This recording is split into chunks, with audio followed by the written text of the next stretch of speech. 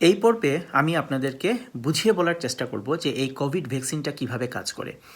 তো প্রথমে আমরা জানি যে ভ্যাকসিন জিনিসটা কি। ভ্যাকসিন জিনিসটা হচ্ছে যে আমাদের শরীরে যে ইমিউন সিস্টেম আছে বা ডিফেন্স সিস্টেমটা আছে, সেই ডিফেন্স সিস্টেম বা ইমিউন সিস্টেমটাকে একটা পার্টিকুলার ভাইরাস বা ব্যাকটেরিয়ার সাথে পরিচয় করিয়ে দেওয়া, যাতে করে পরবর্তীতে যখন এই ভাইরাস বা ব্যাকটেরিয়া দ্বারা আমাদের শরীরটা আক্রান্ত হবে, তখন আমাদের ইমিউন সিস্টেম এই ভাইরাসটাকে খুব ইজিলি ডিটেক্ট করতে পারে, আর্লি ডিটেক্ট করতে পারে এবং এটার এগেনস্টে ফাইট করতে পারে। সেটাই হচ্ছে আসলে ভ্যাকসিনেশনের কনসেপ্ট। এটা অনেকটা আমাদের যে পুলিশ থাকে বা একটা দেশে পুলিশ থাকে, তার ন্যাশনাল সিকিউরিটি থাকে, যারা আপনার ক্রিমিনালদের বিভিন্ন ধরনের রেকর্ড বা তথ্য সংগ্রহ করে, যাতে করে আপনার ধরতে তাদেরকে সুবিধা হয়। এটাই হচ্ছে আসলে ভ্যাকসিনেশন। সো ট্র্যাডিশনাল ভ্যাকসিনটা এতদিন পর্যন্ত যে ভ্যাকসিনগুলো আমরা ইউজ করেছি, সেই ভ্যাকসিনগুলো তৈরিতে আপনার ওই পার্টিকুলার ভাইরাসটাকে, ইদার আপনার ভাইরাসটা লাইভ ভাইরাস থাকে কিন্তু ইনঅ্যাক্টিভ ফর্মে থাকে, অথবা একটা উইক ভাইরাস নেওয়া হয়, অথবা একটা ভাইরাসের পার্ট নেওয়া হয়, নিয়ে ভ্যাকসিনটা তৈরি করা হয়। এটা হচ্ছে আমাদের ট্র্যাডিশনাল ভ্যাকসিন। আমরা বাচ্চাদেরকে যে ভ্যাকসিনটা দেই, যেমন এমএমআর যেটা বলে যে মিজলস, মামস, রুবেলা, অথবা আপনার ডিপথেরিয়ার ভ্যাকসিন, অথবা হচ্ছে আপনার হুপিং কফের ভ্যাকসিন, এগুলো আসলে হচ্ছে আপনার এইভাবেই তৈরি। এবং টিটেনাসের যে ভ্যাকসিনটা, সেটা হচ্ছে এইভাবে তৈরি। কিন্তু এইখানে আমরা একটা নতুন টেকনোলজি ইউজ করেছি, যেটার নাম হচ্ছে মেসেঞ্জার আরএনএ টেকনোলজি। এখন আমরা জানবো যে আসলে মেসেঞ্জার আরএনএ জিনিসটা কী।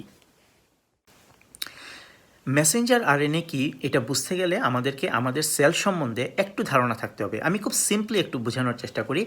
আমি আপনাদের সাথে একটা চিত্র বা ডায়াগ্রাম শেয়ার করব, আশা করি আপনাদের একটু বুঝতে সুবিধা হবে। সো এটা হচ্ছে আমাদের হিউম্যান একটা সেলের চিত্র, ঠিক আছে, এই পুরাটা। এবং এই সেলের মধ্যে দেখেন আপনার বিভিন্ন ধরনের স্ট্রাকচার আছে, কিন্তু আমাদের আজকের আলোচনার জন্য আমরা দুইটা স্ট্রাকচার জানতে চাইবো আসলে। একটা হচ্ছে এই যে ছোট গোলাকার যে স্ট্রাকচার, যেটাকে বলা হচ্ছে নিউক্লিয়াস, এবং এই নিউক্লিয়াসের বাইরে আরও পুরা সেল জুড়ে আপনার অনেকগুলো ছোট ছোট ডট ডট আপনারা দেখতে পাচ্ছেন, পুরা সেল জুড়েই আছে এটা। এই ডট ডটগুলোকে বলা হচ্ছে রাইবোজোম। রাইবোজোমের ফাংশন হচ্ছে প্রোটিন তৈরি করা, এবং এই নিউক্লিয়াসের ভেতরে থাকে হচ্ছে ডিএনএ, যার কাজ হচ্ছে প্রোটিন তৈরি করার জন্য রাইবোজোমকে মেসেজ দেয়া অথবা ইনস্ট্রাকশন দেয়া, যে তুমি রাইবোজোমকে বলবে যে তুমি প্রোটিন তৈরি করো। এই হচ্ছে আমাদের সেলের নর্মাল স্ট্রাকচার। কিন্তু সমস্যা হচ্ছে যে আপনার নিউক্লিয়াসের ভেতরে থাকে হচ্ছে ডিএনএ, কিন্তু নিউক্লিয়াসের বাইরে থাকে হচ্ছে রাইবোজোম। ডিএনএ রাইবোজোমের সাথে সরাসরি কোনো কমিউনিকেট করতে পারে না, কোনো ওয়ে নাই কমিউনিকেশন করার। তাহলে কি করা যায়? ডিএনএ তখন আপনার তার মেসেজটা কাউকে বলে যে তুমি ক্যারি করে রাইবোজোমের কাছে নিয়ে যাও। যে এই মেসেজটা ক্যারি করে নিয়ে যায় তাকেই বলে মেসেঞ্জার। যে পার্টিকলটা ক্যারি করে তার নাম হচ্ছে আরএনএ। যেহেতু এই আরএনএ মেসেজটা ক্যারি করে এজ এ মেসেঞ্জার হিসাবে, সেই জন্য এটার নাম হচ্ছে মেসেঞ্জার আরএনএ।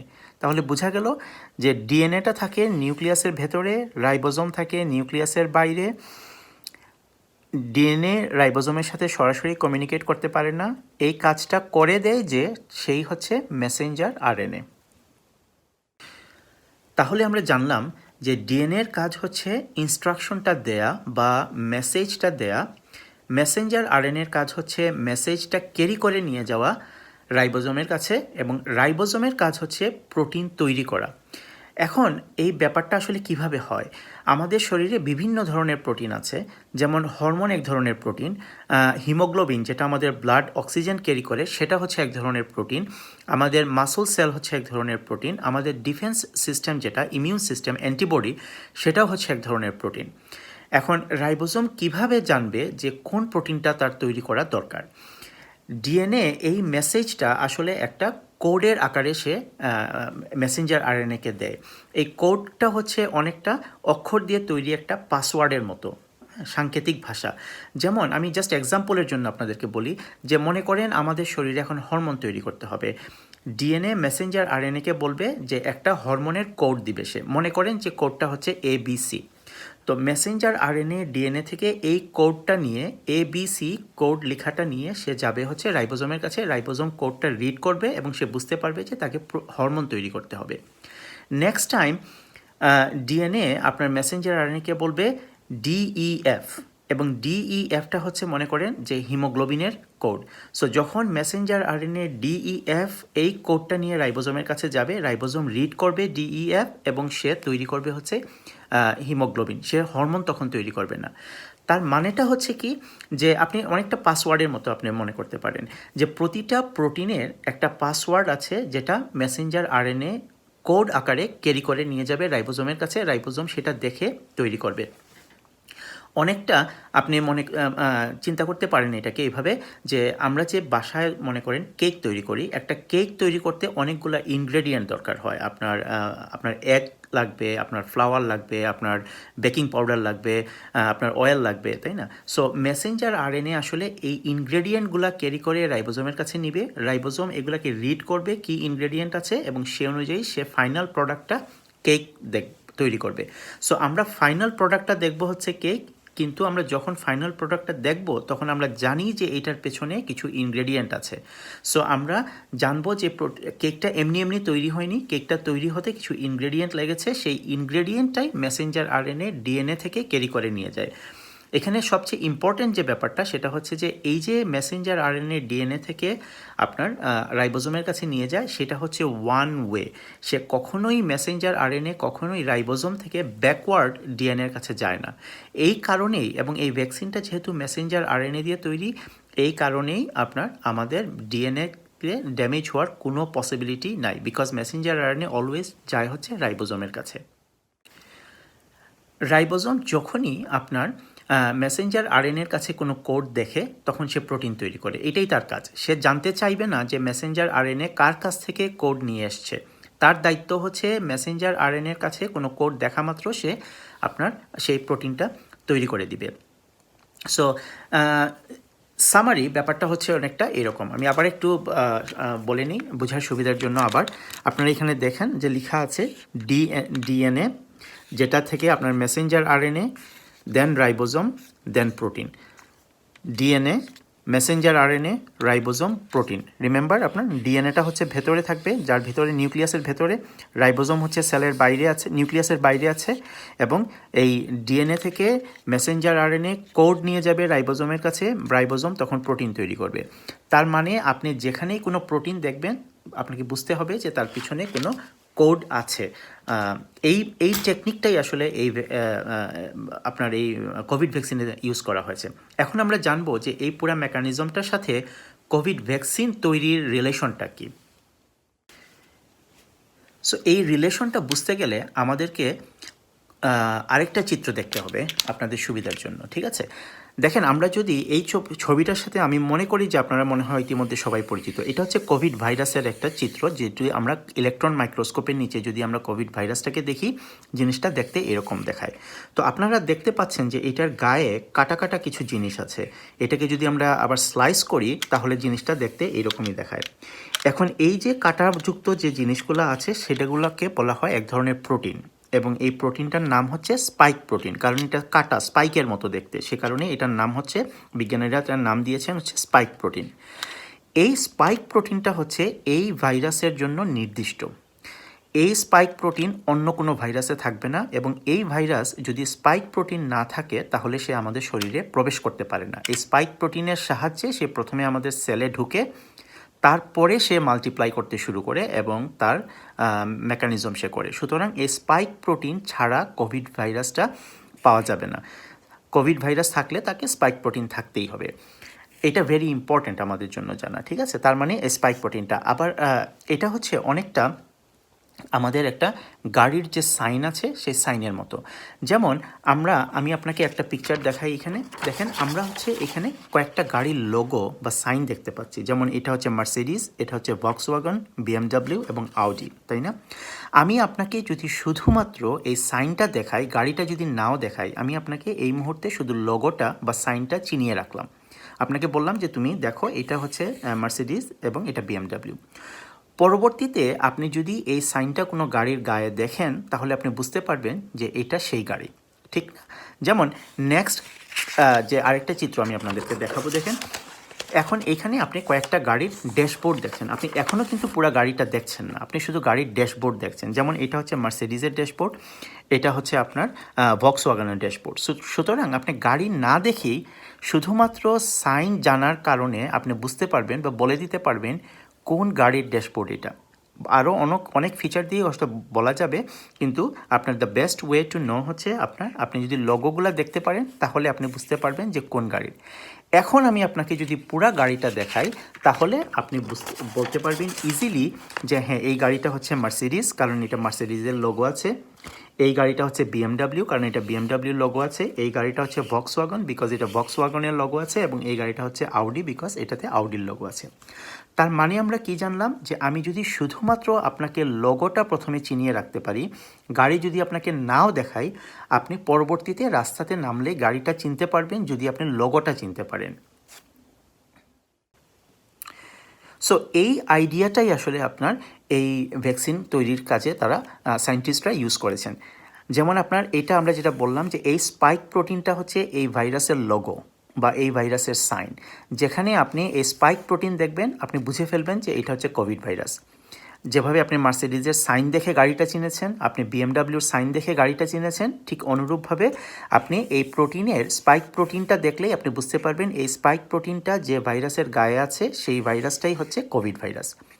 এখন তার আগে আমরা কিন্তু একটু আগে জেনেছি যে যে কোনো প্রোটিনের পেছনে হচ্ছে একটা কোড থাকে, এই কোড দিয়েই প্রোটিনটা তৈরি হয়। মনে আছে আমি বলেছিলাম যে আপনি কেক যদি তৈরি করেন তাহলে তার একটা ইনগ্রেডিয়েন্ট আছে, রাইবোজোম হচ্ছে আপনার মেসেঞ্জার আরএনএ থেকে কোডটা রিড করে সে ফাইনাল প্রোডাক্ট হিসাবে মেসেঞ্জার আরএনএটা প্রোটিনটা তৈরি করে।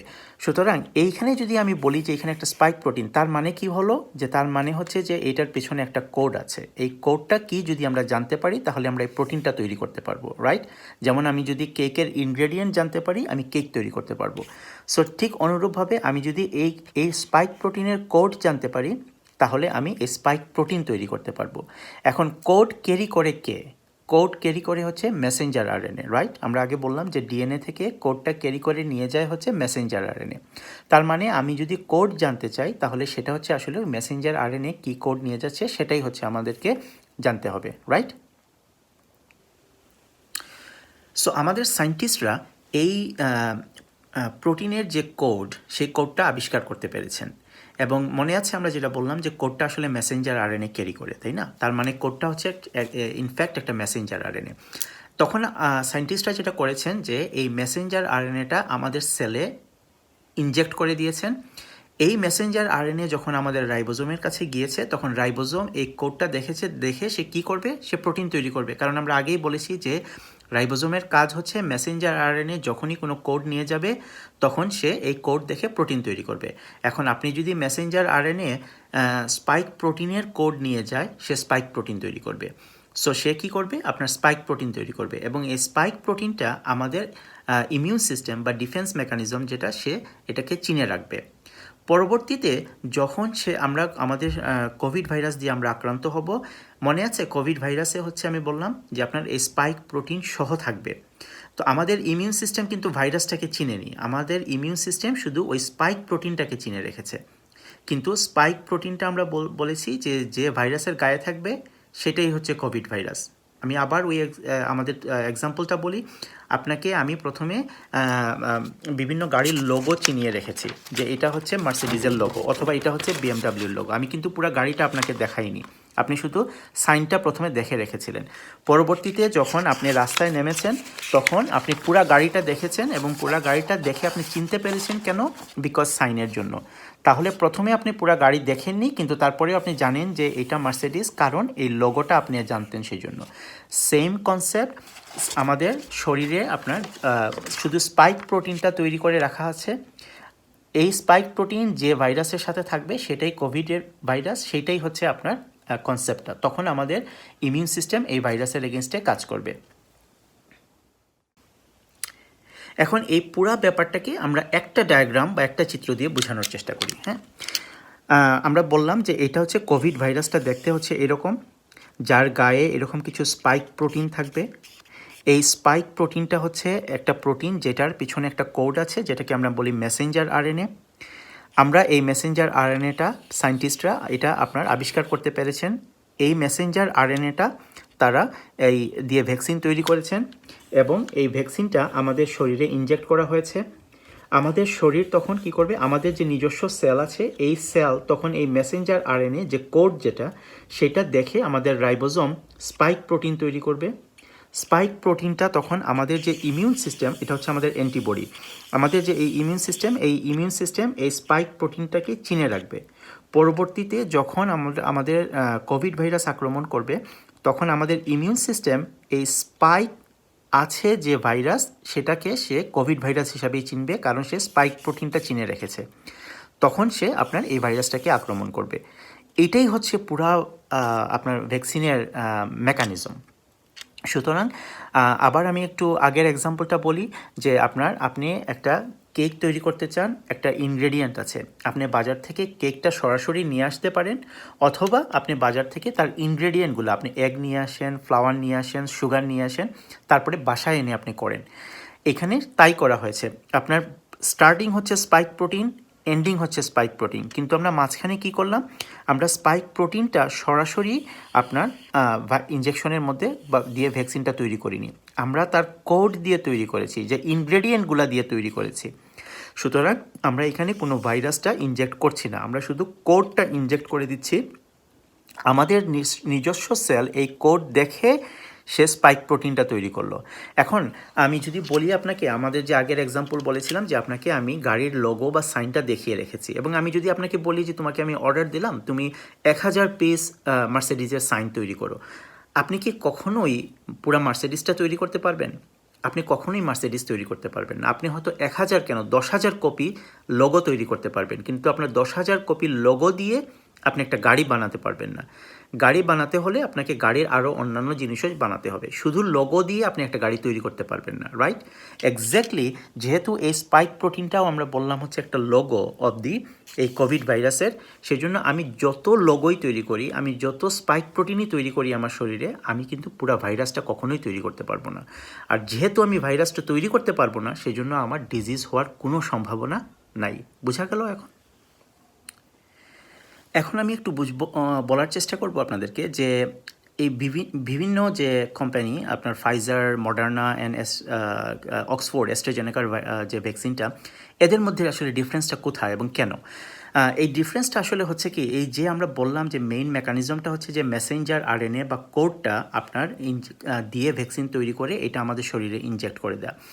এখন এই মেসেঞ্জার আরএনএটা আসলে খুব ফ্রেজাইল একটা জিনিস, খুব ভঙ্গুর একটা জিনিস। তো এটাকে ক্যারি করার খুব সমস্যা। এটা কিন্তু ল্যাবে তৈরি করা হচ্ছে।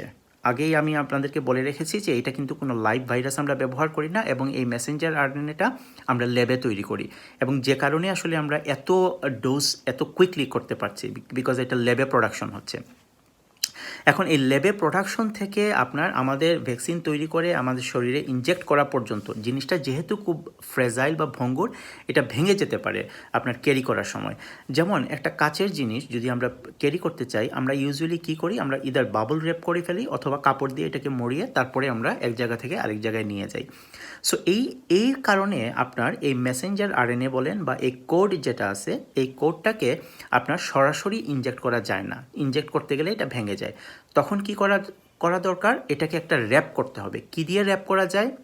এটা দিয়ে র্যাপ করা হয় হচ্ছে একটা ফ্যাট সেল দিয়ে, ঠিক আছে? একটা ফ্যাট সেলের মধ্যে এটাকে দিয়ে দেওয়া হয় যাতে করে আপনার জিনিসটা ক্যারি করা সহজ হয়।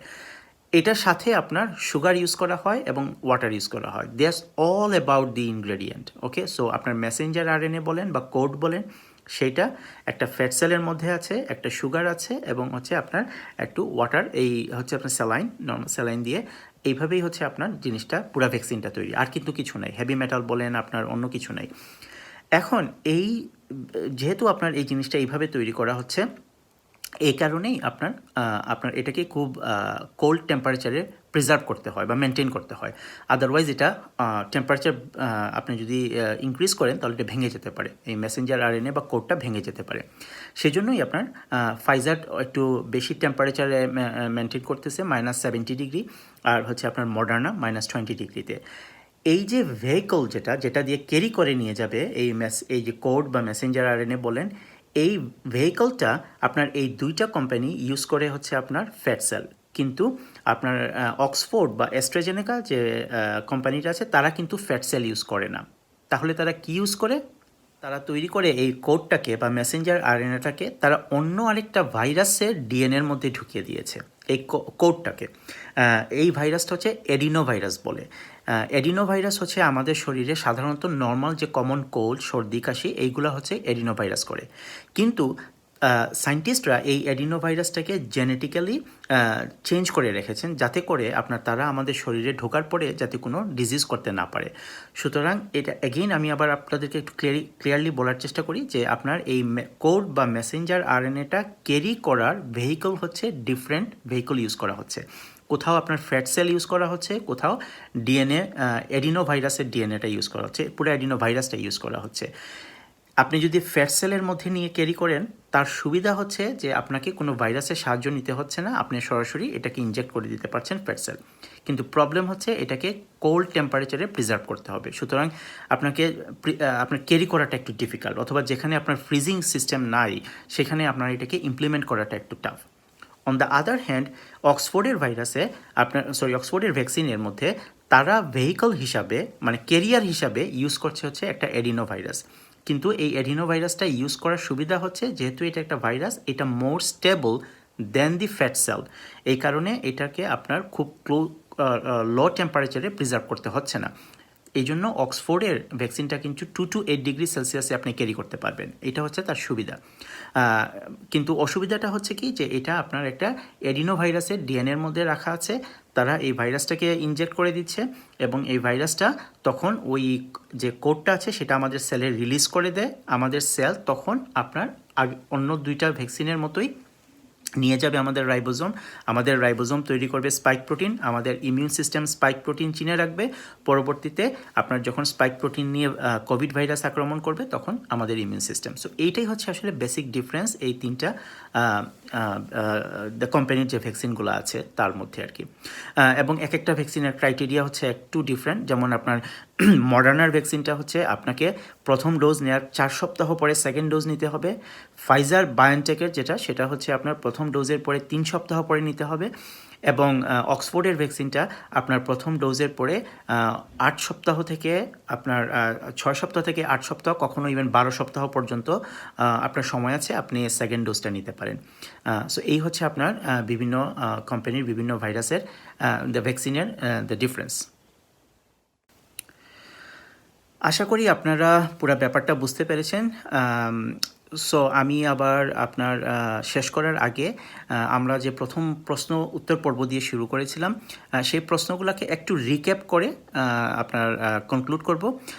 তো আশা করি এখন আপনারা বুঝতে পারছেন যে কেন আমাদের এই ভ্যাকসিন দিয়ে ডিজিজ হওয়ার কোনো পসিবিলিটি নাই। তার কারণ হচ্ছে আমরা কোনো ভাইরাসটাকে ইনজেক্ট করছি না, আমরা ভাইরাসের স্পাইক প্রোটিনের একটা কোড আমাদের শরীরে ইনজেক্ট করছি, যে কোডটা আমাদের রাইবোজোম রিড করার পরে সে স্পাইক প্রোটিন তৈরি করবে, সে পুরো ভাইরাসটা কখনোই তৈরি করবে না। যেহেতু কোনো ভাইরাস তৈরি হবে না সে কারণে ভাইরাস দিয়ে আমাদের ডিজিজ হওয়ার কোনো সম্ভাবনা নাই। সেকেন্ডলি, যেহেতু আমাদের সিস্টেম সেলের স্ট্রাকচারাল সিস্টেমটা হচ্ছে যে মেসেঞ্জার আরএনএ ডিএনএ থেকে মেসেজটা ক্যারি করে রাইবোজোমে নিয়ে যায়, সে ব্যাকওয়ার্ড যায় না, এবং আমরা যে ইনজেক্ট করছি সেটা হচ্ছে মেসেঞ্জার আরএনএটা ইনজেক্ট করছি। সুতরাং মেসেঞ্জার আরএনএ রাইবোজোমের কাছে যাবে, সে কখনোই আপনার ডিএনএর কাছে যাবে না। সুতরাং আমাদের ডিএনএ ড্যামেজ হওয়ার কোনো সম্ভাবনা নেই। যেহেতু আমরা কোনো লাইভ ভাইরাস ইউজ করছি না সেজন্য আমরা কোনো প্রিজারভেটিভ ইউজ করছি না। এবং এই মেসেঞ্জার আরএনএটা ইনজেক্ট করার পরে আমাদের রাইবোজোম যখন এটা রিড করে তারপরে মেসেঞ্জার আরএনএটা অটোমেটিক্যালি ডেস্ট্রয় হয়ে যায়, আমাদের সেল ডেস্ট্রয় করে ফেলে। সুতরাং আমরা কোনো লং টার্ম সাইড ইফেক্টের কোনো সম্ভাবনা দেখছি না, কারণ এটা আপনি আসলে একটা কোড দিয়েছেন, আপনি কিছুই দেননি, আপনি ভাইরাস দেননি, আপনি অন্য কিছুই দেননি, কোড দিয়েছেন এবং এই কোডটা অটোমেটিক্যালি ডেস্ট্রয় হয়ে গেছে। সুতরাং এটা লং টার্ম সাইড ইফেক্টের কোনো সম্ভাবনা অ্যাটলিস্ট দেখা যাচ্ছে না, এবং শর্ট টার্ম তো কোনো সাইড ইফেক্ট হয়নি এখন পর্যন্ত, আলহামদুলিল্লাহ। সুতরাং আপনার সব দিক থেকেই এই টেকনোলজিটা আসলে ভেরি সাকসেসফুল, অ্যাটলিস্ট এখন পর্যন্ত আমি শুধু এতটুকু আপনাদেরকে বলে রাখি যে কোনো ভাইরাস অ্যাপ্রুভাল হতে আপনার 50% সাকসেস রেট স্টাডিতে আসতে হয়। 50%-এর কম হলে কিন্তু সেটা অ্যাপ্রুভাল হয় না। সেই ক্ষেত্রে মডার্না এবং ফাইজারের ভ্যাকসিনটা অলমোস্ট 94 এবং 95% সাকসেস, এবং অক্সফোর্ডের ভ্যাকসিনটা আপনার একটু 60% টু 90%-এর মধ্যে আপনার রেঞ্জটা ডিফার করছে। সো আপনি বুঝতে পারছেন হাউ সাকসেসফুল ইট ইজ। আলহামদুলিল্লাহ, ইনশাল্লাহ আপনার এই ভ্যাকসিন আমরা ফাইট করতে পারবো এটা দিয়ে। At least at the end of the tunnel we are seeing A light. এটাই হচ্ছে আপনার আমাদের প্রত্যাশা।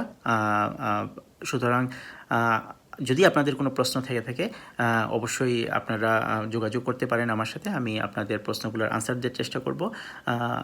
তো আজ এই পর্যন্তই। আপনারা সবাই যেখানে আছেন, যেখানে থাকবেন, সুস্থ থাকেন, নিরাপদে থাকেন অন্তত প্যান্ডেমিকের সময়টুকু, এবং সোশ্যাল ডিস্টেন্সিং মেনটেন করেন, মাস্ক ব্যবহার করেন।